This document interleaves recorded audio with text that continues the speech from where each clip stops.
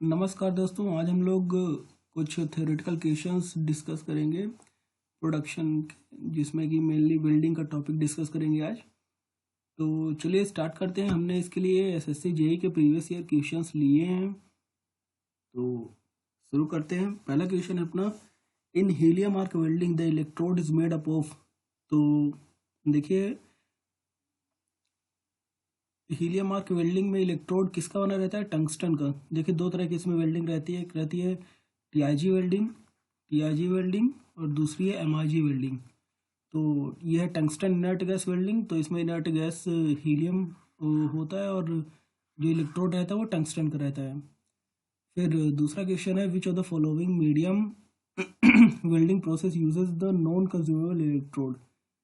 तो देखिए, जैसे जो टीआईजी वेल्डिंग है ना, अपना टंगस्टन इनर्ट गैस, तो इसका इलेक्ट्रोड कंज्यूम नहीं होता। तो जो टीआईजी वेल्डिंग है ये नॉन कंज्यूमेबल इलेक्ट्रोड है इसका। फिर तीसरे क्वेश्चन पे चलते हैं। तीसरा क्वेश्चन है, in resistance welding the pressure is released. तो प्रेशर कब लगाते हैं? जब अपना पहले रेजिस्टेंस वेल्डिंग में क्या रहता है? रेजिस्टेंस वेल्डिंग में जैसे कि दो शीट हैं, तो अपना दो शीट को वेल्डिंग करना है, तो इनके बीच में जो ये कांटेक्ट रेजिस्टेंस है, दोनों के बीच कांटेक्ट है, तो यहाँ इलेक्ट्रोड रहता है अपना, इनके बीच में हीट जनरेट होती है। फिर उसके बाद जब हीट जनरेट होगी, ये वेल्ड नगलेट फॉर्म होता है मोल्टन मेटल का। इसके बाद फिर इसमें जब ये ठंडा होने लगता है तब इसमें हम प्रेशर अप्लाई करते हैं। फिर चौथा क्वेश्चन है, oxygen to acetylene ratio in the case of oxidising is. तो ये गैस वेल्डिंग का है। तो इसमें क्या रहता है कि देखिए इसको हम ऐसे देखते हैं कि तीन तरह की गैस वेल्डिंग होती है। एक तो ऑक्सीडाइजिंग, फिर कार्बोराइजिंग और न्यूट्रल। तो ऑक्सीडाइजिंग में ऑक्सीजन की जो ऑक्सीजन रहता है, इसमें ऑक्सीजन ज़्यादा रहता है और एसिटिलीन मॉलिक्यूल्स कम रहते हैं। मतलब एसिटिलीन सिलेंडर से हम एसिटिलीन कम लेते हैं और ऑक्सीजन ज़्यादा लेते हैं। तो ये लगभग रहता है 2.5 टू द रेशियो ऑफ 1। तो इसमें जो 2.5 है, तो एक जैसे कि 1 kg हम लेंगे इसमें और ऑक्सीजन सिलेंडर से ऑक्सीजन, बाकी 1.5 kg हम इसमें लेंगे एटमॉस्फेयर से। तो ये ऑक्सीडाइजिंग होता है। कार्बोराइजिंग में क्या होता है कि ऑक्सीजन की वैल्यू कम रहती है और एसिटिलीन ज़्यादा रहता है। तो इसका रेशियो रहता है 1 टू द रेशियो ऑफ 1.5, मतलब 1 टू द रेशियो ऑफ 1.5। इसको बोलते हैं कार्बोराइजिंग। और न्यूट्रल फ्लेम में ऑक्सीजन टू एसिटिलीन का रेशियो रहता है 1:1। तो चलिए आगे चलते हैं। तो इसका आंसर हो जाएगा फिर डी नंबर। फिफ्थ नंबर देखिए, the material used for coating the electrode is called. तो इलेक्ट्रोड कोटिंग को जो मटेरियल यूज़ करते हैं उसको क्या बोलते हैं? फ्लक्स। कई तरीके के फ्लक्स रहते हैं, तो इलेक्ट्रोड की कोटिंग के लिए फ्लक्स यूज़ करते हैं। फिर है, विच of the following welding process use non consumable electrode. तो इसको हमने बताया कि टीआईजी और एमआईजी रहता है, टीआईजी और एमआईजी। तो इसमें जो टीआईजी है टंगस्टन इनर्ट गैस, तो ये है tungsten non consumable electrode. Seventh number, which of the following is not a welding accessories. तो एक्सेसरीज क्या नहीं है? तो एक्सेसरीज का मतलब ये होता है कि सेफ्टी पर्पस के लिए हम जो यूज़ करते हैं। तो हैंड स्क्रीन है, ग्लोव्स है, ये है, और केबल तो इसमें करंट फ्लो होता है, तो ये एक्सेसरीज नहीं है। फिर 8th नंबर पे चलते हैं, the transformer used for the AC welding is step down transformer. 9th number, which of the following which type of the welding is pool of molten metal is used. तो देखिए, इसमें हम submerged और इलेक्ट्रोस्लैग में confuse हो जाते हैं। तो इसका आंसर होगा इलेक्ट्रोस्लैग। जब पूछे कि पूल ऑफ मोल्टन मेटल पूछ रहा है, तो उसमें हम लोग इलेक्ट्रोस्लैग लिखेंगे अभी। लेकिन अगर पूछता कि पूल ऑफ फ्लक्स के अंदर जब बात होती कि मोल्टन मेटल अपना वेल्डिंग कर रहा है फ्लक्स के अंदर, तो उसमें होता सबमर्ज्ड। तो इसका आंसर होगा इलेक्ट्रोस्लैग। फिर 10th number, plain and butt weld में be used on material up to approximately 25 mm थिक। 11th number, in arc welding arc is created between the electrode and the work by the contact resistance. इसमें क्या होगा? by the contact resistance. फिर 12th number में for arc welding the electrodes are made up of. तो arc heating में electrode किसका बना रहता है? तो इसमें ग्रेफाइट का. क्यों? क्योंकि इसका स्पेसिफिक रेजिस्टेंस कम रहता है. इस वजह से हम ग्रेफाइट का यूज़ करते हैं. फिर 13th नंबर देखिए, in arc welding arc is created between the electrode and the work by. इसकी हमने बात कर ही ली. कॉन्टैक्ट रेजिस्टेंस, फिर ऑक्सीजन टू एसिटिलीन रेशियो, तो इसको हमने पहले बताया 2.5 टू द रेशियो ऑफ 1 रहता है ऑक्सीडाइजिंग में, और न्यूट्रल में 1:1. फिर the phenomena of weld decay किस में रहता है? Stainless steel.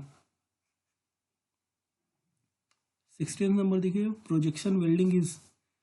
तो प्रोजेक्शन वेल्डिंग क्या रहता है? मल्टी पॉइंट वेल्डिंग प्रोसेस है. तो इसमें क्या, जैसे जाली या नेट वगैरह बनाते हैं इसमें इस तरीके से, तो यहाँ वेल्डिंग हो जाती है. ये चीज़ है. विच of the following welding uses a consumable electrode? तो TIG नॉन कंज्यूमेबल और MIG कंज्यूमेबल. इसका answer MIG. 18th number, welding process using a pool of metal. तो देखिए इसमें इलेक्ट्रोस्लैग होना चाहिए मेनली, लेकिन ऑप्शन में नहीं दिया है तो इसमें सबमर्ज्ड कर देंगे. वैसे पूल ऑफ फ्लक्स होता तब सबमर्ज्ड हम लोग लिखते. 19th number, which of the following is an example of semi automatic welding process? तो जो MIG वेल्डिंग है ये सेमी ऑटोमेटिक है. फिर इधर चलते हैं. सोल्डर इज एसेंशियली ये. तो देखिए इसमें दो चीज़ें हैं, एक है सोल्डरिंग और एक है ब्रेजिंग. तो सोल्डरिंग में हम लोग PBSN मेटल यूज़ करते हैं, है ना, मतलब लीड और टिन. और इसमें ब्रेजिंग में CuZn कॉपर और जिंक. इसका सोल्डरिंग का मेल्टिंग पॉइंट रहता है लगभग 250 केल्विन के अंदर, और उसका इससे ज़्यादा 250 डिग्री सेल्सियस, और उसका उससे ज़्यादा. फिर filler metal is used in. तो गैस वेल्डिंग में फिलर मेटल अपने को चाहिए. 22nd नंबर देखिए, in arc welding the arc length should be approximately equal to. तो arc length is equals to the diameter of electrode. और अभी इसमें पूछा होता कि करंट की वैल्यू कैसे डिफाइन करेंगे? तो वैल्यू ऑफ करंट होता तो electrode dia. The soldering iron is heated in a gas flame until the bit is red hot. फिर 24th number, in which type of welding molten metal is poured for joining the metals? तो इसमें thermite welding होता है. Thermite welding क्या, railway tracks के repair करने में काम आता है. उसमें एल्युमिनियम, थर्मिट वेल्डिंग में हम लोग अल्मोनियम और Fe2O3 का मिक्सचर लेते हैं 1:3 के फॉर्म में, और इसको मेल्ट करके और इसको हम लोग यूज़ करते हैं दो को जोड़ने में. इसको बोलते हैं थर्मिट वेल्डिंग. सोल्डरिंग हमने बताया है कि 180 से 250 डिग्री सेल्सियस. फिर 26 नंबर देखिए, in electrical resistance welding both heat and pressure are used to effect coalescence. The pressure necessary to effect the weld varies from 250 to 500 kg per centimeter square. ये थोड़ा data type है, इसको ध्यान में रखिए. Thermit welding में aluminium और iron oxide 1:3 के फॉर्म में यूज होता है. फिर spot welding is most suitable for joining the parts in thickness 10 mm. Thermit welding differs from the other methods of welding in that it employs the exothermic chemical reaction for developing high temperature. तो जैसे हमने बात की ना, यहाँ thermite welding में इसका mixture use करते हैं. तो ये जब केमिकल रिएक्शन इसका होता है तो इसमें बहुत सारे हीट अपने को मिलता है, तो इसलिए ये एक्सोथर्मिक रिएक्शन होता है. तो it employs exothermic chemical reaction for developing high temperature. फिर the commonly use flux for brazing. तो ब्रेजिंग के लिए फ्लक्स बोरैक्स यूज होता है. ब्रेजिंग के लिए in electric current is passed through the metals to be joint. to be joined 31st number, to be joined and heated to the plastic state and weld is completed by the application of pressure. The welding is known as the resistance welding.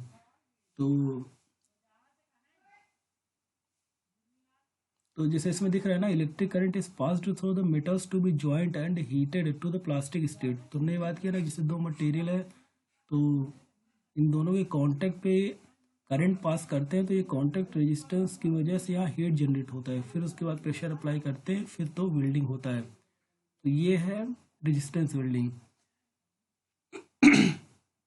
फिर है 32nd number, which of the following is example of solid state welding. तो solid state welding है forge welding. Forge welding solid state है। जैसे solid state कौन कौन सी है, friction है, फोर्ज है, फ्रिक्शन वेल्डिंग, फोर्ज वेल्डिंग, ये सब सॉलिड स्टेट वेल्डिंग है। Generally used fuel gas in the gas welding, तो एसिटिलीन यूज होता है, C2H2।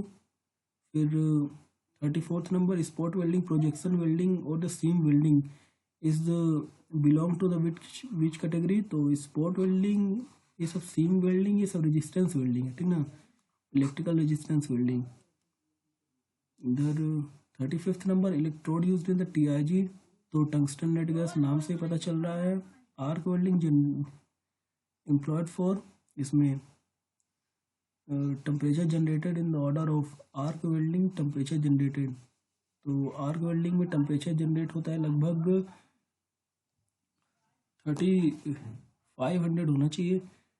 आर्क वेल्डिंग में टेम्परेचर जनरेशन, सो यस 3500 के आसपास। Consumable electrode are used in, तो कंज्यूमेबल इलेक्ट्रोड होता है MIG वेल्डिंग में, TIG नॉन कंज्यूमेबल। फिर 38th number, black colour is generally painted on, तो ऑक्सीजन सिलेंडर का कलर ब्लैक रहता है, ऑक्सीजन सिलेंडर का कलर ब्लैक है, और एसिटिलीन सिलेंडर का कलर मारून है, मारून कलर। फिर 39 number, stud and the projection welding belong to the following category of the welding. तो stud and projection welding resistance welding है। फिर electrode gets consumed in the following welding process, तो electrode arc welding में electrode consume होता है। Oxygen to acetylene in the carburising flame, तो carburising में acetylene की वैल्यू ज़्यादा रहती है, लगभग 1 to the ratio of 1.5। फिर 42nd number, binding wire used to support the joint for soldering is made up of, तो इसमें होगा सॉफ्ट आयरन। 43rd नंबर में, carburizing flame is use to weld the metal like. तो देखिए कई तरह के फ्लेम हैं जो हमने बात की पहले, कार्बोराइजिंग, ऑक्सीडाइजिंग और न्यूट्रल। तो कार्बोराइजिंग में हम लोग इसको करेंगे, जैसे कि अल्मुनियम हो गया, निकल हो गया, मोनल मेटल हो गया, तो अल्मुनियम हो गया, निकल हो गया। फिर न्यूट्रल में मेनली स्टील्स रहते हैं, न्यूट्रल में स्टील्स। और ऑक्सीडाइजिंग में हम लोग जनरली कॉपर, ब्रास, इस तरीके के मेटल्स की जॉइनिंग होती है इसमें। फिर 44th नंबर, तो इसका आंसर हो जाएगा, इसमें C हो जाएगा। फिर the most commonly use flame, तो neutral flame most commonly flame है, न्यूट्रल फ्लेम यूज होता है। फिर 45th नंबर में, ब्रेज द फिलर मटेरियल, तो देखिए ब्रेजिंग में जो वेल्डिंग होता है वो कैपिलरी एक्शन से होता है, कैपिलरी एक्शन से। और ये तो एक चीज़ हो गया। और दूसरा है metal melted and deposited at the point where the weld is to be made, तो जहाँ हमको वेल्डिंग करनी है वहाँ हम जो मेटल्स रहते हैं तो उनको रख के वेल्डिंग करेंगे, उसकी वहाँ रख देंगे तो फिर सॉलिडिफाई हो जाएगा दोनों को रख करके। तो इसमें आंसर हो जाएगा बोथ एंड भी। मैग्नेटिक आर्क फ्लो क्या है कि एक मैग्नेटिक आर्क फ्लो की वजह से स्पैटर होता है। तो जनरली क्या रहता है कि जैसे कि यहाँ हम लोग वेल्ड कर रहे हैं, ठीक ना, तो मैग्नेटिक लाइंस की वजह से जो ये अपना इलेक्ट्रॉन इम्पिंज हो रहा है यहाँ, तो ये डिफ्लेक्ट हो जाता है, तो ये डिफ्लेक्ट होकर थोड़ा इधर गिरता है, तो इसकी वजह से स्पैटर होता है। तो phenomena of the occurrence of the splatter because of the magnetic field line created in the DC arc welding।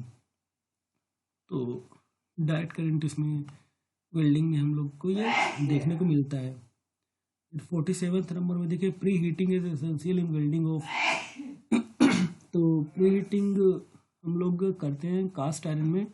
Cast iron में प्री हीटिंग एसेंशियल हो जाता है क्योंकि देखिए इसमें प्री हीटिंग कर देंगे तो जो टेम्परेचर है बेस मेटल का और जो टेम्परेचर रहेगा मोल्टन मेटल का जो मेटल इसमें वेल्ड हो रहा है, तो दोनों का टेम्परेचर डिफरेंस डेल्टा टी की वैल्यू कम हो जाती है। टेम्परेचर इसको गर्म कर देंगे बेस मेटल को, और तो जो दोनों का टेम्परेचर डिफरेंस है वो कम हो जाएगा। तो टेम्परेचर डिफरेंस कम हो जाएगा तो इसमें क्रैकिंग का चांसेस कम हो जाता है। तो इस वजह से कास्ट आयरन। फिर 48th number in arc welding operations the current value is decided by. तो करंट वैल्यू डिसाइड होता है अपना साइज ऑफ इलेक्ट्रोड से। 49th नंबर देखते हैं। 49th नंबर ये हमने बात करी ली। और 50 नंबर में pick up the correct statement about the MIG welding. तो मिग वेल्डिंग में फ्लक्स रिक्वायर्ड नहीं रहता। 51st में देखिए drawing operation drawing representation shown in the die figure given below for the welding is used to represent. तो ये जो अपना ये फिगर है ये वेल्ड ऑल अराउंड को रिप्रेजेंट करता है। 52nd number in arc welding eye needed to be protected against. तो इसमें दोनों के प्रोटेक्ट करने के लिए हम जो वो रहता है आई ग्लासेस वगैरह रहते हैं उसको लगाते हैं, तो यूवी रेस और इंफ्रारेड दोनों से बचने के लिए। The main criteria for the selection of the electrode diameter in the welding. तो इलेक्ट्रोड डायमीटर के लिए हम लोग क्या थिकनेस ऑफ द मटेरियल के हिसाब से इलेक्ट्रोड डाई चुनते हैं, और थिकनेस के हिसाब से इलेक्ट्रोड डाई और इलेक्ट्रोड डाई के हिसाब से कितना करंट अपने को आई फ्लो करवाना है। तो ये क्राइटेरिया है। फिर 54th नंबर देखिए ओपन सर्किट आर्क वोल्टेज। तो ओपन सर्किट वोल्टेज का लगभग कितने से वैल्यू रहती है 40 to 95 वोल्ट्स। फिर 55 नंबर देखिए in arc welding arc is created between the electrode and work by. ये तो हम पहले भी डिस्कस कर चुके कॉन्टैक्ट रेजिस्टेंस। फिर 56 number pre heating essential in welding of cast iron. ये क्वेश्चन गलत है। फिर plain and butt welds may be used on the material up to approximately. तो इनमें लगभग 25 से 30 mm थिक रहना चाहिए। फिर अपने को bonding of the rubber sheet with metal. तो रबर शीट विथ मेटल है तो एडहेसिव बॉन्डिंग होगा। एडहेसिव बॉन्डिंग क्या रहता है कि दो अलग अलग, जैसे कि अगर हम वाटर जैसे ग्लास अपना रखा हुआ है उसके ऊपर पानी की बूंद है, तो ये अगर फैल रही है इसमें मतलब कि ये इधर बॉन्ड बन रहे हैं। इनमें अगर बॉन्ड बन रहे हैं तो एक वाटर है दूसरा ग्लास मतलब अलग अलग है, तो इसको एडहेसिव बोलेंगे। सेम टू सेम वही चीज़ है कि एक रबर है और एक मेटल का शीट है, तो दोनों में अलग अलग मटेरियल है तो इसमें एडहेसिव बॉन्डिंग होगा। फिर ceramic tool are fixed to tool by the brazing. तो जो सिरेमिक टूल रहता है वो उसमें फिक्स करने के लिए ब्रेजिंग का यूज़ करते हैं। फिर 61st नंबर देखिए arc blow in the welding. तो आर्क ब्लो हम क्या इसमें डीसी करंट में हमको देखने को मिलता है। Arc blow DC current with straight polarity.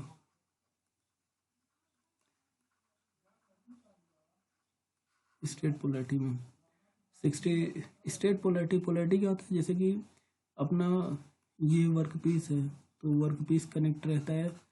अगर वर्क पीस अपना कनेक्ट है पॉजिटिव से और इलेक्ट्रोड निगेटिव चार्ज, तो यहाँ से इलेक्ट्रॉन इम्पिंज हो रहा है इसमें, मतलब कि ज़्यादा इलेक्ट्रॉन जब इसमें स्ट्राइक करेगा तो 2/3 ऑफ एनर्जी इसमें रिलीज करेगा यहाँ।